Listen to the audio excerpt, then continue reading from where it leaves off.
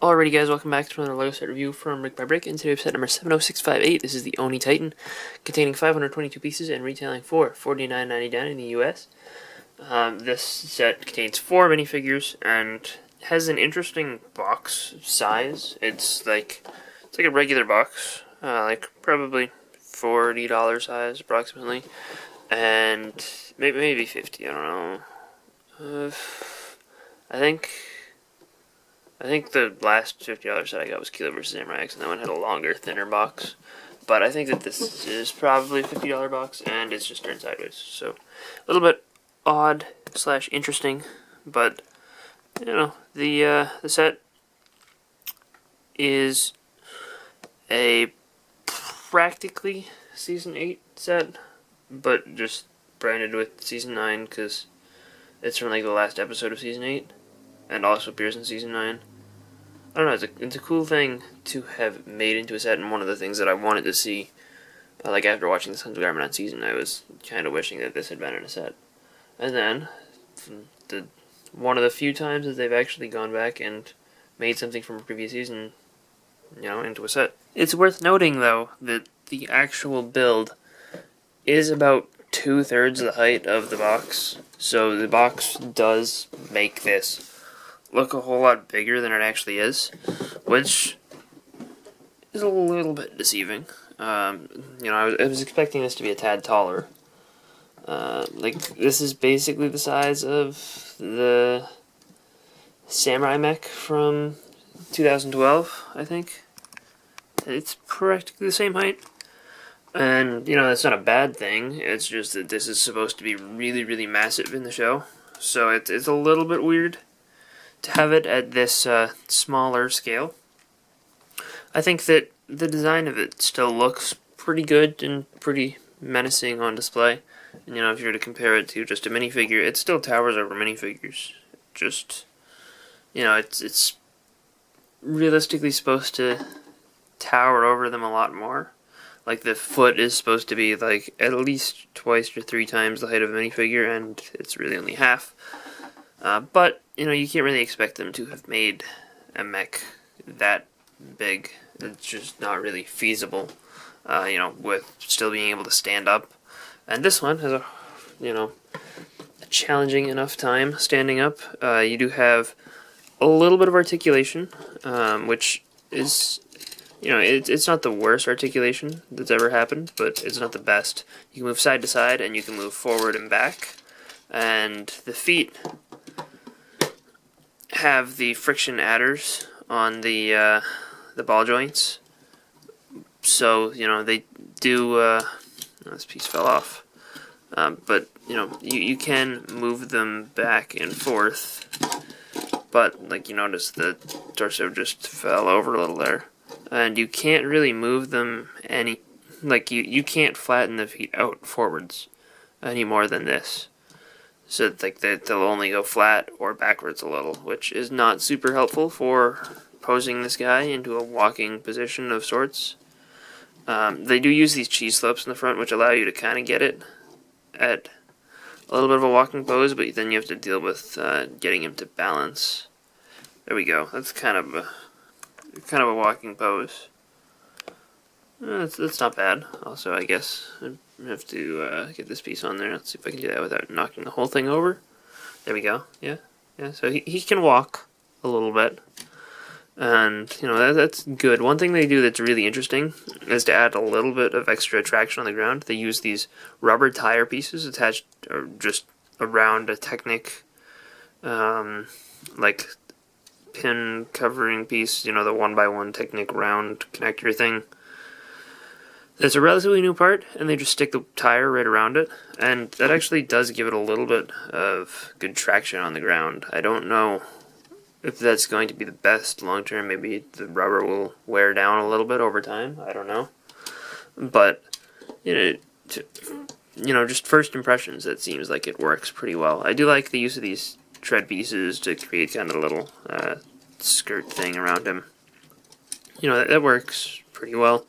And the use of the gray rice hats, or gray Sensei Wu hats, it's cool to get here. I think they've appeared in this color once before in the Temple of Arjitsu, unless that one was in flat silver, and then this would be new. And the arms on this guy are a little bit disappointing as well. You can move them around, and you can move them in and out. And then you can, I don't know, the elbow joint is a little weird, because you can twist this way and do that. But the elbow joint is the hand. So, I don't know, it gets a little weird with the hands just being so big. That being said, with the hands being so big, you do get a lot of articulation in the fingers here. Because you have 4 fingers that can individually articulate, as well as the thumb, which is on a ball joint. And, you know, that's...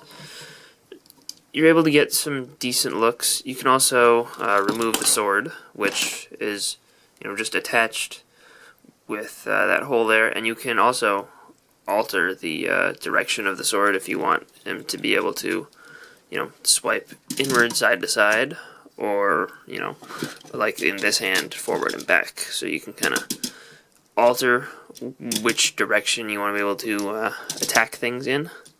Like if you want to be able to go like that, or like that, I don't know. It's a thing.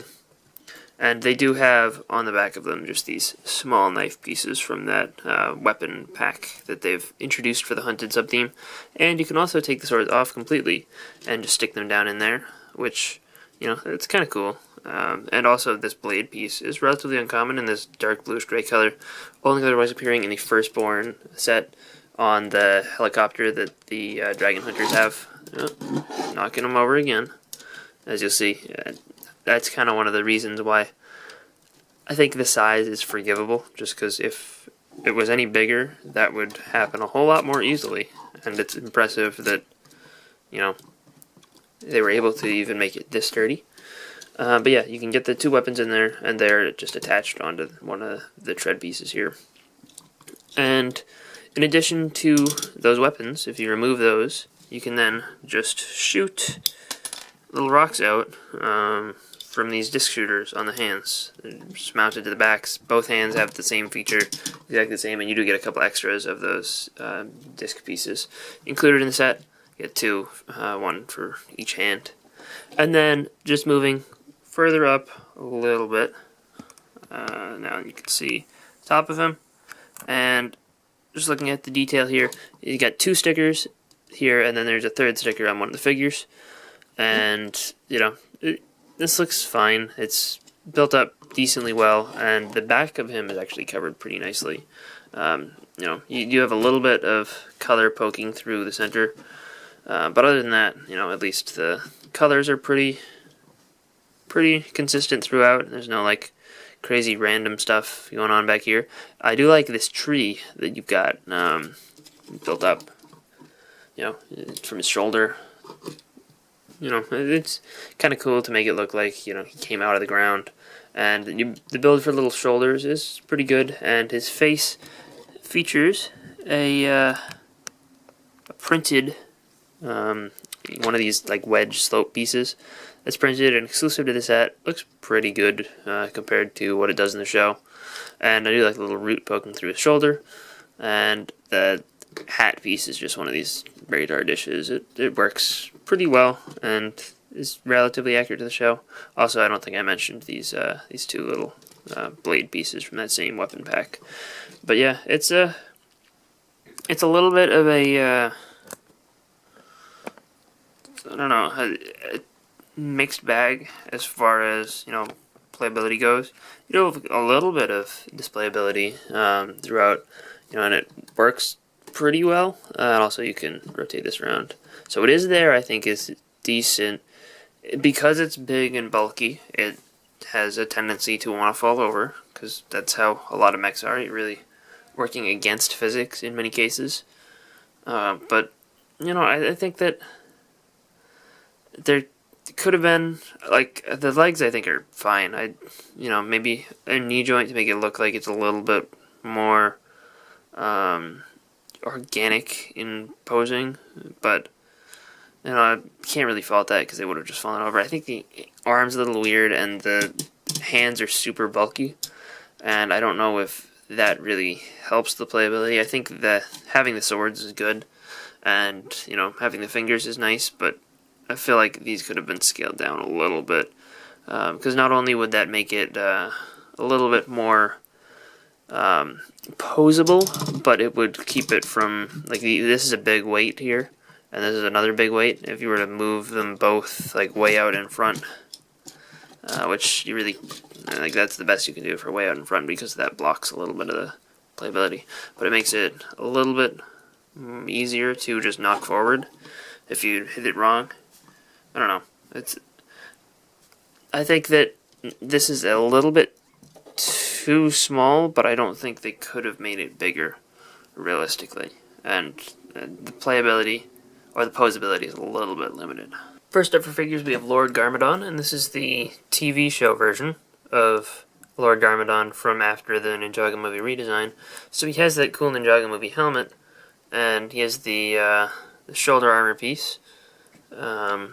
You know, it's pretty well printed and well, you know, manufactured, and printing on that comes out pretty well. He does have a lot of large weapons, and they all use that hunted weapons pack. You got 2 of these with that kind of blade. And, you know, both of those are built the same. And then you have 2 katanas that use the newer style from that weapon pack that just has the small bar attachment, so you can give it a handle of a different color, which is kind of cool. And, you know, those get kind of a good look. And then, again, underneath that, the rest of the figure is exactly the same as the one from the Temple of Resurrection set from, you know, last year. Or from, not last year, but the last wave. That's what I mean. And his face print, I believe, is the same as the Ninjago movie. And the torso and legs are, you know, pretty simplified, and they look like the original one, while not being exactly the original one. You know, so it's a good evolution of Lord Garmadon, I think, and not a bad figure. And this is probably the most desirable one in the set because it is the cheapest way to get him, being $20 cheaper than the Temple of Resurrection. But with the Ninjago movie sets, Garmadon was pretty cheap to get, and, you know, the versions were somewhat similar to this. So, you know, I don't think that this is a must-have figure, but it is kind of cool. And that one little spot where his skeleton is showing is the big distinguishing factor between this and the Ninjago movie design. And I guess we'll continue with the bad guys, because this is a bad guy set. And next up we have Harumi, and, you know, this is the quiet one version of Harumi after, you know, the big plot twist of Season 8. And this is what she looks like throughout all of her appearances in Season 9. And she does have the 2 red katanas that were introduced with the Sons of Garmadon sub-theme, which, you know, it's good to get more of them, I guess. It's a good color. She has this same hairpiece that was first used for the Spooky Girl, I think, from Series 12 or whatever series that was. And it is a rubber hairpiece, so it likes to take her head with her, which is what it is. But her face has the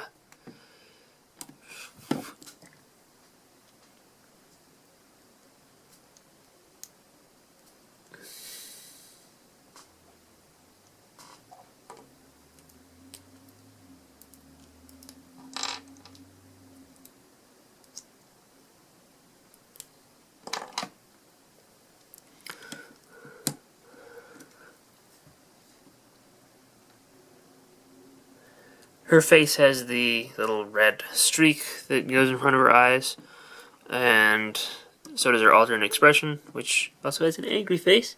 And the printing on her torso is pretty good. You get a little bit of metallic down on the bottom, and, you know, the dark blue in there with the black looks pretty good. You get a good look there. And the legs also are pretty well designed. I don't know. I think that this is a good looking figure, and, you know, it's cool to have gotten this variant. I'm glad that they didn't just skip over this like they've done with some, you know, plot twist villains, I guess. And, you know, this figure does also appear in the $20 Throne Room Showdown from the Hunted Wave. So, you know, it's not the It's not the cheapest way to get her, but it is one of the only 2 ways. So this isn't a figure that you're going to get like 100 of if you buy all the hunted sets. So I guess that's a good thing. And then we have Nia in her hunted suit, and again, she's a figure that also appeared in the Throne Room Showdown set. You know, pretty much every figure in the set aside from Garmadon did. However, Nia in that set did not have her hair, and instead had her ninja hood. So they kind of differentiated in that way. I like this weapon build up. This kind of is reminiscent of her original, like in the spinner set. The original Samurai X spinner had a weapon that was kind of like this, just not built up with these new special pieces. And it was built up with like the same way the size of Quake's was built. And, you know, the design of her is pretty good. The torso and leg design look nice for the most part. I like the blue in there. You got a little bit of wear throughout it, and you know it's a good design. And the hairpiece on this particular suit, I think, looks pretty good. I wasn't a massive fan of the one from the Throne Room Showdown that had the mask. I don't know. I almost think that this one looks better with the hair, which, you know, that's good, I guess. Good to get this version existing. And that hairpiece is not the most common with that silver printing there, too, and everything. You know, it's good to get this figure. And, you know, I'm happy to get more of that newer Nia hairpiece. And then Lloyd is made special by having this this little banner on his back, which, you know, it's got a sticker on there, and it's a pretty simple build. You can remove it pretty easily. And the mask on this one makes it different from the other version in the Throne Room Showdown, which also, you know, this also appeared in that set. And I'm just gonna use that one because it's exactly the same, just to show you the details underneath, so I don't have to remove that back thing. And he's got, you know, pretty good printing on the torso and legs. Again, it's kind of got the armored look there. And he does have 2 facial expressions, one being angry and one being a little more happy. And there's some good printing on the back of the torso as well. This figure, I think, with the little stickered banner on the back, is probably the most interesting, because if you count that sticker being there, then he's the only exclusive figure, even though it's really just that sticker on the banner on his back. And that is all we've got for the Ninjago Oni Titan. Also, one thing I want to point out that I didn't before, because I didn't realize, is that it's very, very, very hard to get this guy to actually hold a minifigure. It's really just designed to hold the swords. You have to remove this piece, which is inside of his fist there. It's attached to a Technic brick, but you have to take that out. And even then, you notice it doesn't look like it's very convincing in his holding Nia. I don't know, it seems like she could just slip right out of there pretty easily. So, you know, that's one more slight knock. It's always cool to be able to get mechs, and especially like evil giant rock monsters, to hold on to figures, you know, hold them hostage. But yeah, you know, just one more thing that makes this not as great as it could be. I don't think this set is awful, but I think the biggest thing here is it does not feel like a $50 set. And like the box is a little bit deceiving. It makes it look like it's going to be a lot bigger, like a giant rock monster. This feels like it's... Honestly, this feels marginally larger than the salvage mech from Day of the Departed, the $30 set. I don't know, I wouldn't pay more than $35 for this, I don't think. Especially, it's got no exclusive figures, aside from, if you count the sticker on Lloyd's back. It's kind of small, and yeah, there's 522 pieces, so the, you know, price per piece ratio looks pretty decent, but I don't see 522 pieces here. I don't know, maybe it's just me, but this feels like it's a little bit overpriced, and when you line that up with the rest of the hunted sets, at least all the ones I've gotten so far, feel like pretty decent values for the price. And this kind of becomes a little bit of an outlier, and I don't know, as a result, I would recommend other sets over this. I don't have Stormbringer yet, so, you know, maybe this is better than Stormbringer, I don't know. I will evaluate that once I, you know, have it in my hands to review it. But like comparing this to Firstborn feels like it's at least twice as good as this. Comparing this to Kilo vs. Samurai X, that bike is almost as big as this, and you also get an additional mech. I don't know. It definitely feels too small for the price point. So anyway, I hope you guys enjoyed this review. Let me know what you think of this set in the comment section down below. And I'll see you guys all next time. Bye, everyone.